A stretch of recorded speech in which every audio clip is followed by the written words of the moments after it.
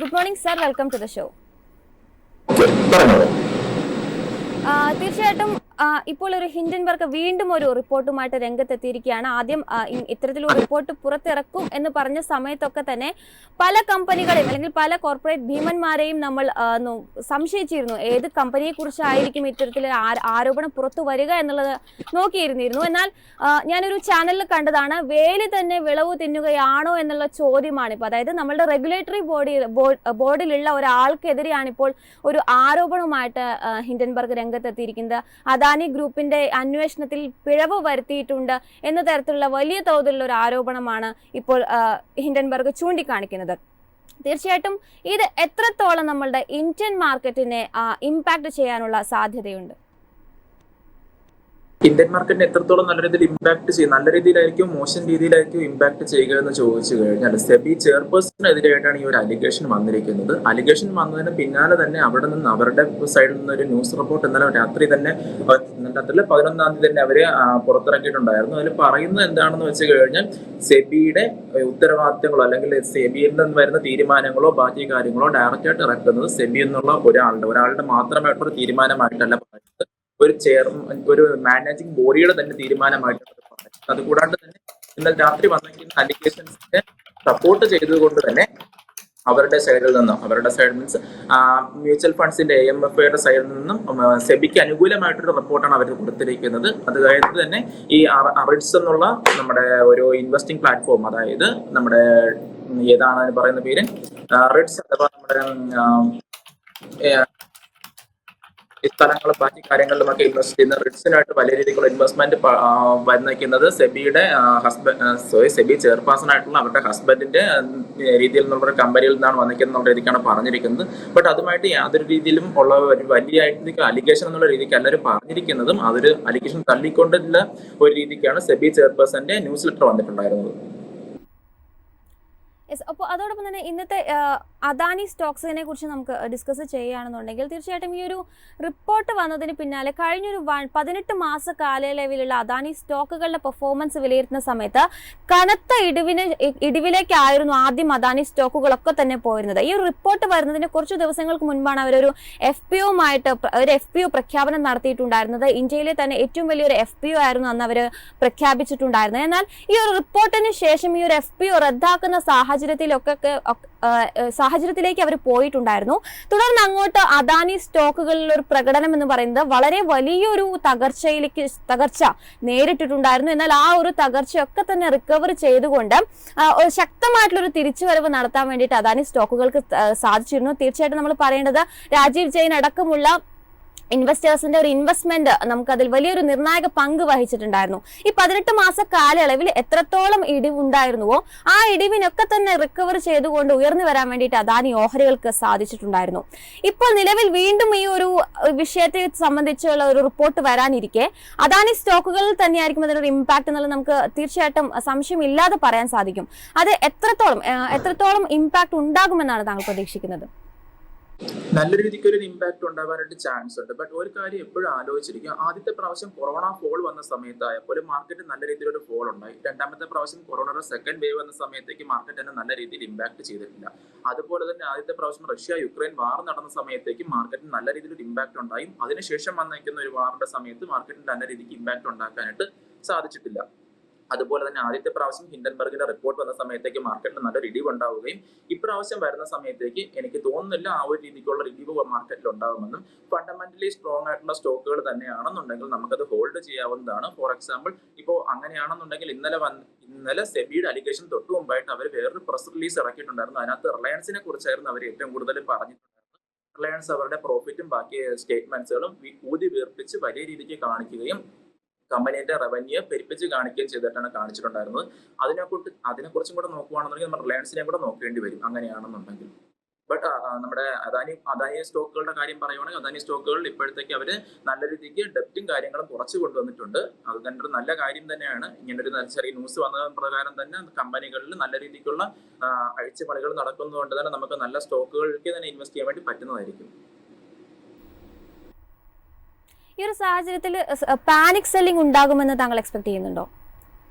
Panic selling ഉണ്ടാവാൻ chance ഉണ്ട്. അത് റീറ്റെയിലേഴ്സിന്റെ അടുത്ത് നിന്നായിരിക്കും കൂടുതൽ ഉണ്ടാവാനായിട്ട് ചാൻസ് ഉണ്ടായിരിക്കുക. ബട്ട് അതിന് എന്ന് കഴിഞ്ഞാൽ പോലും നമ്മുടെ മ്യൂച്വൽ ഫണ്ട്സിന്റെ MFAയുടെ സപ്പോർട്ട് ഉള്ളത് കൊണ്ട് തന്നെ വലിയ രീതിക്കുള്ള മാർക്കറ്റ് നല്ല രീതിക്ക് താഴേക്ക് പോകാനായിട്ടൊരു ചാൻസ് ഉണ്ടെന്ന് എനിക്ക് തോന്നുന്നില്ല. എന്നാലും ഇന്നും നാളെ നല്ല വോളറ്റൈൽ ആയിരിക്കും. മറ്റന്നാൾ മുതൽ മാർക്കറ്റ് സ്റ്റേബിൾ ആവുമെന്നാണ് ഞാൻ വിചാരിക്കുന്നത്.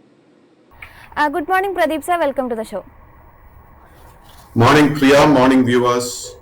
ഞാനിപ്പോൾ അനൂപ് സാറിനോട് ചോദിച്ച സെയിം ക്വസ്റ്റ്യൻ സാറിനോടും കൂടി ചോദിക്കാൻ ആഗ്രഹിക്കുകയാണ്. ഇപ്പോൾ ഈ ഒരു സാഹചര്യത്തിൽ ഇത്രയും വലിയൊരു ആരോപണങ്ങളൊക്കെ തന്നെ നിലനിൽക്കെ ഇന്ത്യൻ മാർക്കറ്റിൽ എത്രത്തോളം ഇമ്പാക്റ്റ് ഉണ്ടാകുമെന്ന് സാർ എന്താണ് എക്സ്പെക്ട് ചെയ്യുന്നത്?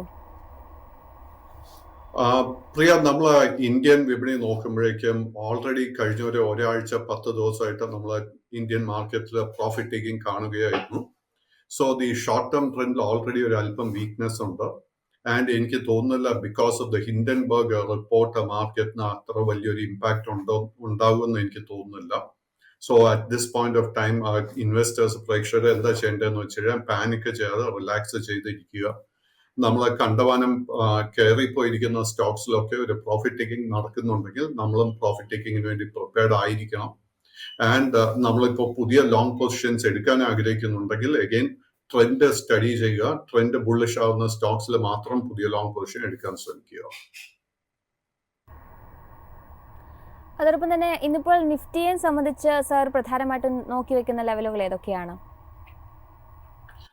പ്രിയ, നിഫ്റ്റി 50യുടെ കേസ് എടുക്കുമ്പോഴേക്കും നിഫ്റ്റിയുടെ long term trend continues to be very very bullish. അതിൽ അറ്റ് ദ മൊമെന്റ് നമുക്ക് വീക്ക്നെസ് ഒന്നും കാണുന്നില്ല. ബട്ട് നിഫ്റ്റി 50യിൽ നമുക്ക് ശക്തമായിട്ട് വീണ്ടും ഒരു ബൈയിങ് ഇൻട്രസ്റ്റ് കാണണമെങ്കിൽ 24,700 പോയിന്റ്സിന്റെ റെസിസ്റ്റൻസ് ബ്രേക്ക് ചെയ്യപ്പെടുന്ന അത് ബ്രേക്ക് ചെയ്യാൻ സാധിച്ചു കഴിഞ്ഞാൽ മാത്രം നമുക്കൊരു ബുള്ളിഷ്നെസ് ഷോർട്ട് ടേമിൽ വീണ്ടും വന്നു തുടങ്ങും. At this point of time ആ ഒരു റെസിസ്റ്റൻസ് ബ്രേക്ക് ചെയ്യാൻ എളുപ്പമായിരിക്കത്തില്ല. ഓൺ ദ ഡൗൺ സൈഡ് നമ്മൾ ഏറ്റവും മുഖ്യമായിട്ട് ശ്രദ്ധിച്ചിരിക്കേണ്ട സപ്പോർട്ട് ഏരിയ 24,000 പോയിന്റ്. നിഫ്റ്റി ബാങ്കിനെ സംബന്ധിച്ച് 327 പോയിന്റിന്റെ നേട്ടത്തിൽ ക്ലോസ് ചെയ്യാൻ വെള്ളിയാഴ്ചത്തെ സെഷനിൽ സാധിച്ചിരുന്നു. ഇന്നത്തെ വിപണിയിൽ പ്രധാനമായിട്ടും നിഫ്റ്റി ബാങ്കിൽ നമ്മൾ വാച്ച് ചെയ്യേണ്ട ലെവലുകൾ ഏതൊക്കെയാണ്? സോ നിഫ്റ്റി ബാങ്ക് ഇൻഡെക്സിന്റെ കേസിൽ unfortunately short term outlook is already bearish. And Nifty Bank ഇൻഡെക്സിൽ ഇന്ന് നമ്മൾ ശ്രദ്ധിച്ചിരിക്കേണ്ട ഒരു റെസിസ്റ്റൻസ് 50,900 പോയിന്റ്സ്. ആ ഒരു റെസിസ്റ്റൻസ് ബ്രേക്ക് ചെയ്യാൻ സാധിച്ചു കഴിഞ്ഞാൽ അടുത്ത മേജർ റെസിസ്റ്റൻസ് 51,700 ആയിരിക്കും.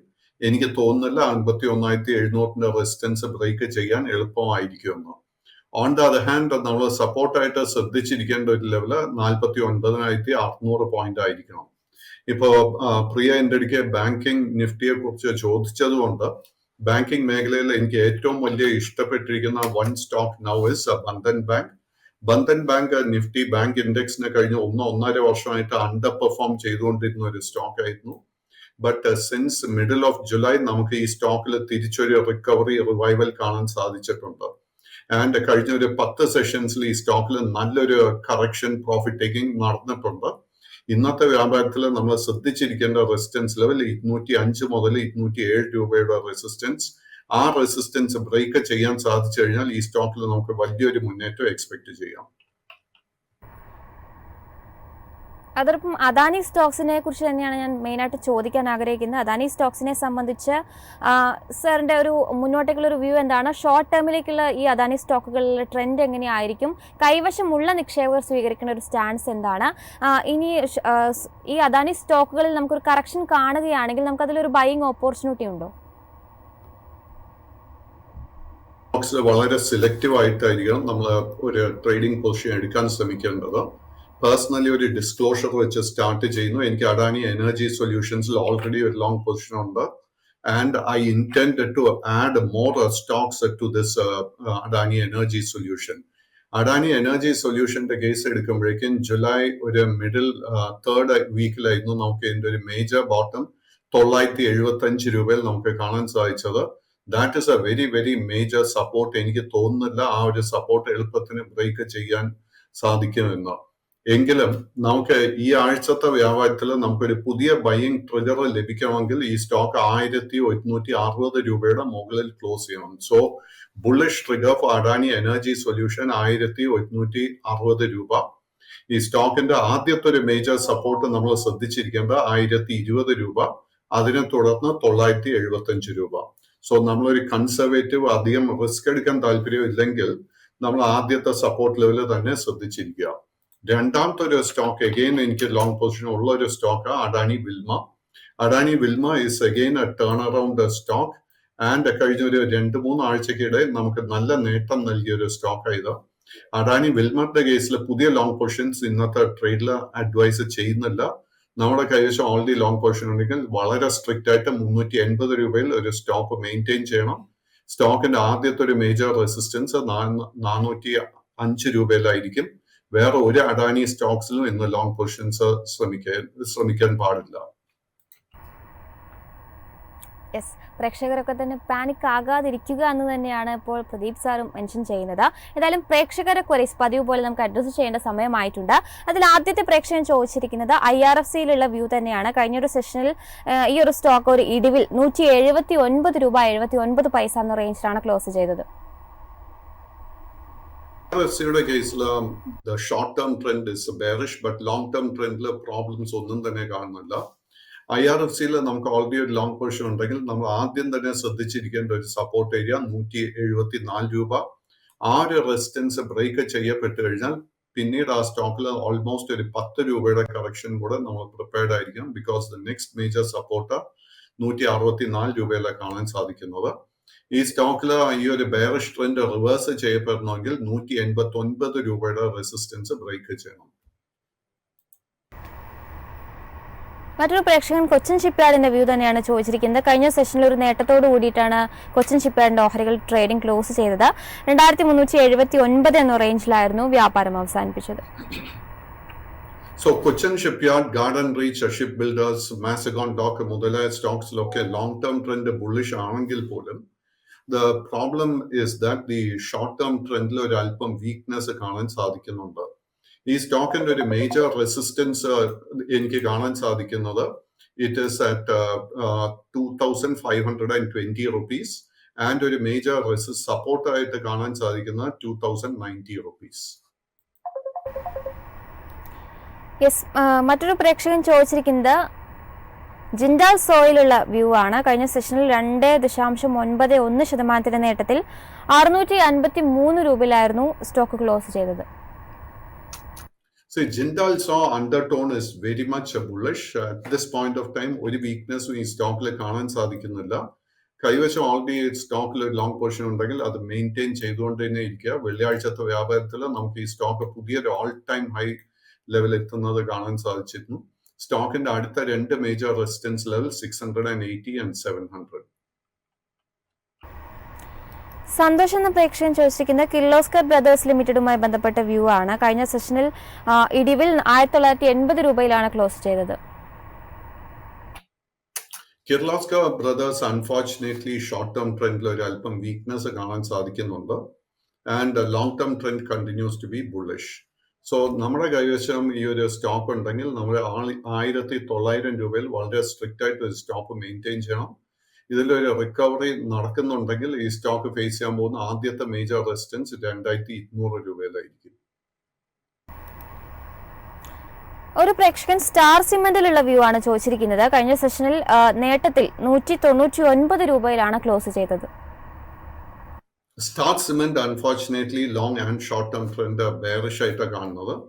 ഈ സ്റ്റോക്ക് നമ്മുടെ കൈവശം ഓൾറെഡി ഉണ്ടെങ്കിൽ നമ്മൾ വളരെ സ്ട്രിക്റ്റ് ആയിട്ട് 195 രൂപയിൽ സ്റ്റോപ്പ് മെയിൻറ്റെയിൻ ചെയ്യണം. ഈ സ്റ്റോക്കിന്റെ ഈ ബെയറിഷ്നെസ് റിവേഴ്സ് ചെയ്യണമെങ്കിൽ 218 രൂപയുടെ മുകളിൽ ക്ലോസ് ചെയ്യണം. At this point of time എനിക്ക് തോന്നുന്നില്ല അത് സംഭവിക്കുമെന്ന്. ഒരു പ്രേക്ഷകർ ചോദിച്ചിരിക്കുന്നത് പ്രിൻസ് പൈപ്സ് ആൻഡ് ഫിറ്റിംഗ്സുമായി ബന്ധപ്പെട്ട വ്യൂ ആണ്. കഴിഞ്ഞ സെഷനിൽ 1.5% ഇടിവിൽ 594 രൂപയിലാണ് ക്ലോസ് ചെയ്തത്. പ്രിയ, കമ്പനിയുടെ പേര് ഒരിക്കൽ കൂടെ പറയൂ. Prince pipes and fittings. Prince Pipe and Fittings is a small cap stock and unfortunately ഈ സ്റ്റോക്കിന്റെ ലോങ് ആൻഡ് ഷോർട്ട് ടേം ട്രെൻഡിൽ ബെയറിഷ്നെസ് കാണാൻ സാധിക്കുന്നത്. കൈവശം ഓൾറെഡി ലോങ് പൊസിഷൻ ഉണ്ടെങ്കിൽ വളരെ സ്ട്രിക്റ്റ് ആയിട്ട് 578 റുപ്പീസിൽ ഒരു സ്റ്റോപ്പ് മെയിൻറ്റെയിൻ ചെയ്യണം. ഇതിൽ ഷോർട്ട് കവറിംഗ് മൂലം ഇതിലൊരു റിക്കവറി ഈ ആഴ്ച കാണുന്നുണ്ടെങ്കിൽ ബിറ്റ്വീൻ 625 and 645 നമ്മുടെ ലോങ് പൊസിഷൻസ് വൈൻഡ് അപ്പ് ചെയ്യാൻ ശ്രമിക്കുക. ഒരു പ്രേക്ഷകൻ ITI ലിമിറ്റഡുമായി ബന്ധപ്പെട്ട വ്യൂ ചോദിച്ചിട്ടുണ്ട്. കഴിഞ്ഞൊരു സെഷനിൽ ഫ്ലാറ്റ് നോട്ടിൽ 290 രൂപയിലാണ് ക്ലോസ് ചെയ്തത്. Unfortunately ITI limited long and short term ട്രെൻഡിൽ ഒരു അല്പം വീക്ക്നെസ് കാണാൻ സാധിക്കുന്നുണ്ട്. അതിനെ തുടർന്ന് long and short term trend രണ്ടും ബെയറിഷ് ആയി മാറിയിട്ടുണ്ട്. ഈ സ്റ്റോക്കിൽ നമുക്ക് ലോങ് പൊസിഷൻ ഉണ്ടെങ്കിൽ 278 രൂപയിൽ നമ്മൾ സ്ട്രിക്റ്റ് ആയിട്ട് സ്റ്റോപ്പ് മെയിൻറ്റെയിൻ ചെയ്യുക. ആൻഡ് ഈ സ്റ്റോക്കിൽ തിരിച്ചൊരു ബുള്ളിഷ്നെസ് വരുത്തണമെങ്കിൽ 320 രൂപയുടെ മുകളിൽ ഈ സ്റ്റോക്ക് ക്ലോസ് ചെയ്യണം. At this point of time എനിക്ക് തോന്നുന്നില്ല അത് സംഭവിക്കുമെന്ന്. ഒരു പ്രേക്ഷകൻ BPCLലുള്ള വ്യൂ ചോദിച്ചിട്ടുണ്ട്. കഴിഞ്ഞ സെഷനിൽ 1.5% നഷ്ടത്തിൽ 333 രൂപയിലാണ് ക്ലോസ് ചെയ്തത്. സോ BPCLന്റെ കേസിൽ നല്ലൊരു ബുള്ളിഷ് സെറ്റപ്പ് ഫോം ചെയ്ത് വന്നിട്ടുണ്ട്.